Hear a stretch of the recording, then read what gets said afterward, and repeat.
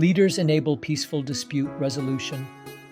On April 18, 1946, the International Court of Justice, ICJ, held its inaugural session at the Peace Palace in The Hague, marking a pivotal moment in the post-World War II international order. As the principal judicial organ of the newly formed United Nations, the ICJ succeeded the Permanent Court of International Justice, PCIJ, inheriting its seat, mandate, and commitment to peaceful dispute resolution. The ICJ's establishment reflected a global vision for a stronger, more universally accepted legal mechanism to address conflicts between states through peaceful adjudication rather than military confrontation.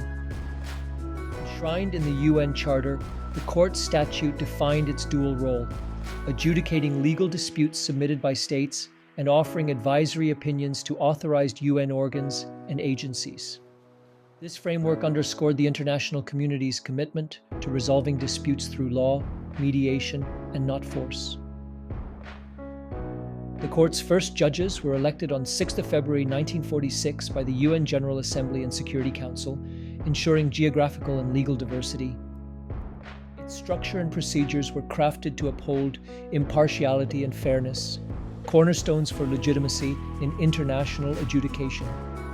Since its inaugural session, the ICJ has adjudicated a wide range of cases, including territorial disputes, diplomatic conflicts, and treaty interpretations, establishing precedents for peaceful resolution.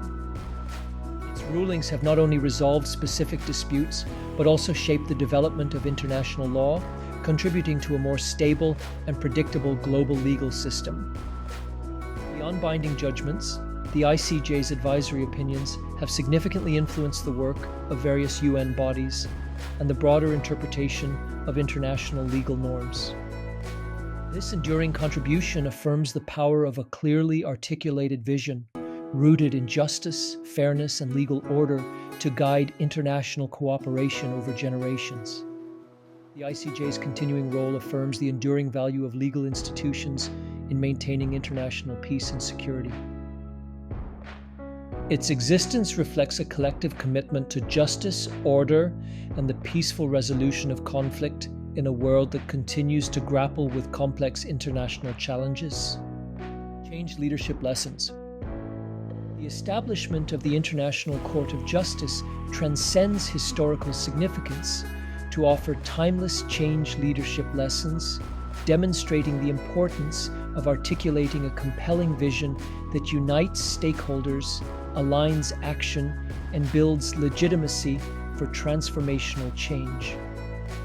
Leaders of change learn from past failures and incorporate those insights into new structures to create more resilient organizations that can better withstand future challenges. They recognize that launching transformative initiatives during periods of significant disruption can leverage collective willingness to embrace new approaches and institutional frameworks. Change leaders carefully calibrate the balance between centralized direction and stakeholder independence to ensure both guidance and genuine buy-in for successful organizational change. They include varied perspectives in leadership positions to enhance institutional legitimacy and ensure broader acceptance of change initiatives across different constituencies. Leaders of change establish mechanisms that allow for continuous refinement over time, enabling organizations to maintain relevance despite changing external circumstances. Summary leadership quote: "Change leaders create peaceful pathways by learning from history, seizing critical moments, balancing stakeholder control, including perspectives, and adapting continuously." Organizational change application.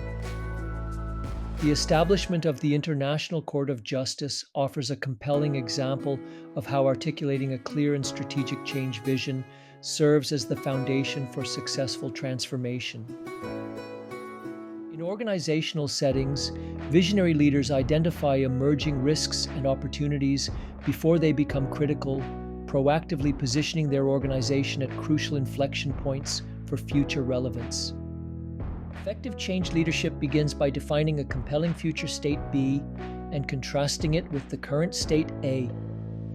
This vision must inspire and align stakeholders by clearly showing how the change will lead to shared benefit, increased resilience, and long-term sustainability. In the ICJ example, a shift from fragmented power-based diplomacy to cooperative, rules-based governance reflected a bold reimagining of international relations. Just as organizations today must often shift from legacy systems to new models of operating. Change leaders must demonstrate intellectual rigor, strategic foresight, and integrity, challenging entrenched norms while navigating complex stakeholder concerns. A well-articulated vision should speak to both the pragmatic, efficiency, performance, value, and the aspirational, purpose, fairness, future potential. Additionally, effective change leaders acknowledge and systematically address potential resistance by embedding inclusivity and stakeholder benefits directly into the vision articulation itself. Ultimately, articulating a change vision is not a one-time event. It's an ongoing leadership responsibility. It requires clarity, moral courage, and adaptability to evolve with circumstances. When done effectively, it becomes the guiding light that aligns action, mobilizes commitment, and ensures the transformation stays anchored to a shared purpose.